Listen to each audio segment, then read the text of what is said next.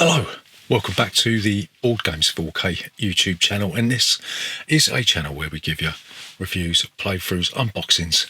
Generally like to talk a load of bollocks about tabletop gaming in general, and in this video we're going to be talking about a wooden dexterity game. We're going to be talking about this absolute beast of a box. We're going to be talking about Tumblin Dice, and in this game you will be flicking dice from a plinth down these series of steps to score points that will allow you to win the game. Can I put this down now? So in this video we're going to be giving you a very brief overview of the rules. We'll be telling you what we do like, what we don't like, then we'll come back and we'll tell you whether or not Tumblin Dice is worth your time and bother today and in the future. So remember, if you're new here, then please consider subscribing to this channel.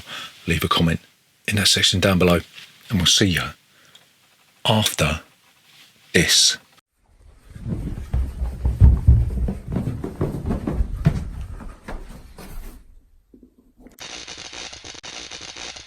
Board Games 4K. So, Tumblin Dice. How'd you play this game?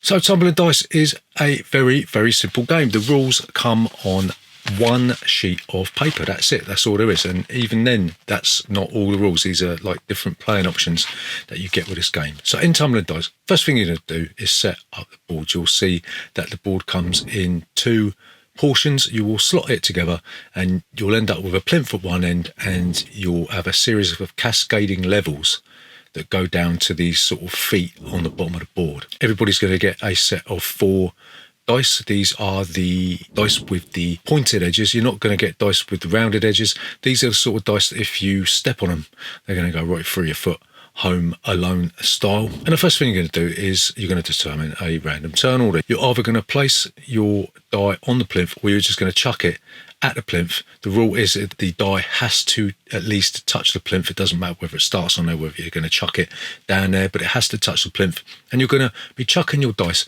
down these cascading levels in the hope that you're going to score a certain amount of points. You'll notice as well that on each level you've got a multiplier. So when you chuck your dice down, you look at the number of pips that are on your die and you'll multiply it by the number on the plinth. There's a foul line on the first level. If any portion of your die is behind that line, then it scores a negative amount of points, and the amount of points that you can generate increase with the amount of risk you're going to take. So if you're aiming for the feet at the bottom, you're going to get a ×4. If you're just going to sort of take it easy and be a bit of a wuss, then you're only going to get ×1.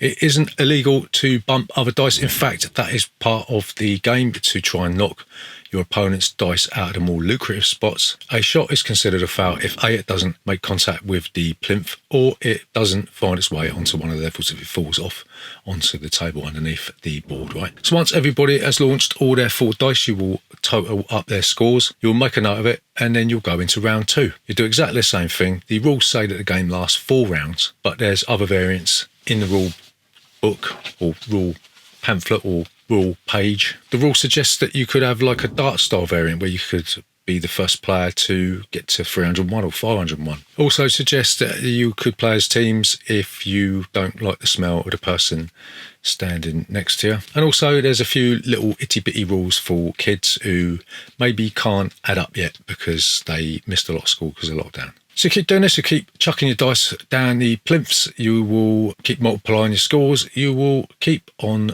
playing this game until you've either done 4 rounds or reached a predetermined number or done whatever you want to do. And if you've got a high score or you get to that number first, then you will be the winner of Tumblin Dice. So what do we like about Tumblin Dice?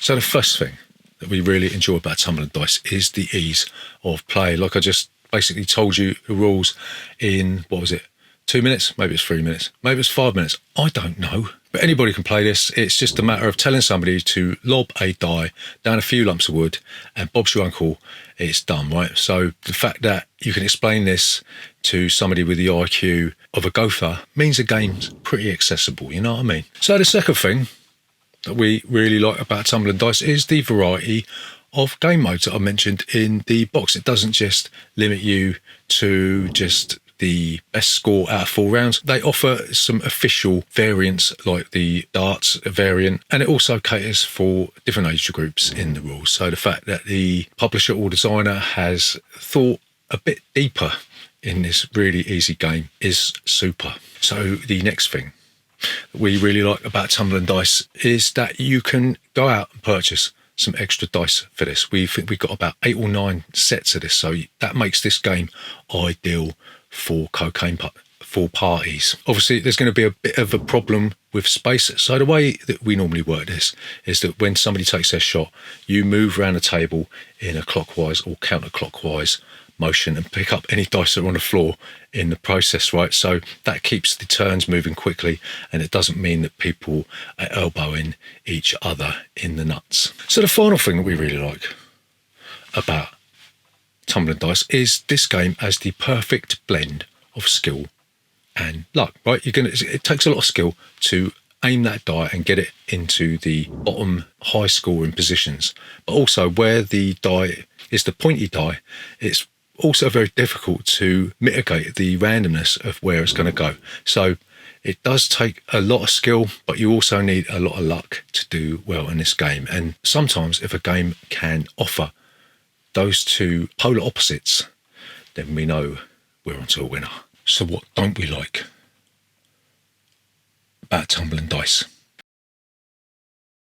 So the first thing that we don't like about Tumblin Dice is that the box is absolutely enormous. I mean, I actually lived in the box for a while. When I was a student, rather than pay the halls residence fees, I actually took a copy of Tumblin Dice with me and actually lived inside the box. I've still got the bathroom in there if I need a wee when I'm in the games room. But yeah, it's a problem. It don't fit anywhere on any of these shelves. Believe it or not, it doesn't fit in this floor because the floor is really piddly. So I've got to stick it in a little hidey hole, and it means that I've got to go sort of caving when I want to go and play it. So the size of the box and the size of the actual contraption itself can be a little bit encumbering. So the second thing that we don't like about Tumblin Dice, and this is to do with me, this is to do with my own personal failings. I never paid attention to this particular stuff at school. This game can be a little bit mathy, right? I know it's just adding up and multiplying and all that sort of thing, but when I'm trying to look at all the dice, I'm thinking, right, that's 1 times 4, right? That's 6 times 4, blah, blah, blah. I end up getting lost in my own head. And that's more to do with my remedial skills to do with arithmetic, not to do with the game itself. But if you do suffer from maths dyslexia like I do, this game can be a little bit frustrating. So the final thing that we don't like about this game is the fact that the dice suddenly become nuclear powered and fly off the table whenever they feel like it. It's almost like somebody's put a jet-propelled engine in some of these dice, and when you flick them, they just seem to fly off the table, and then it's up to you to go and retrieve them, unless you're playing with a 6-year-old, and then you can sort of order them to go and pick stuff up. What we usually do is we usually use the absolutely huge box, well, my halls of residence, and we use it to sort of shield or capture the dice that go off directly behind the board. But obviously, if they're flying off in this direction, then A, you've got to make sure there's no small animals present, and B, you've got to make sure that your Aunt Valerie's Ming vase isn't on display when you play this game. So, to summarise, is Tumblin Dice still worth playing today and in the future? So we're going to say absolutely bleeding yes. Of course it is. You fickle saint. This is one of the best dexterity games available to humanity. There has not been one person who has frequented my house that hasn't professed to enjoy this game. Everybody loves it. Everybody requests it when we have large gatherings. There's nothing better than flicking a die and getting the ×4 score, right? This one is a perennial favourite. We are going to be playing this till the day we all die, and I'm going to have a coffin fashioned from the remnants of the board when I finally pop my clogs. So we're going to give Tumblin Dice 5 out of 5. It's without a doubt one of the best dexterity games that you could play today. If you're looking for a game that you can play at a party that everybody will like unless they're already dead, then Tumblin Dice is a game that you should consider. So there you go, that's Tumblin Dice. So remember, if you're new here, please consider subscribing to this channel. Leave a comment in that section down below. We'll see you next Tuesday.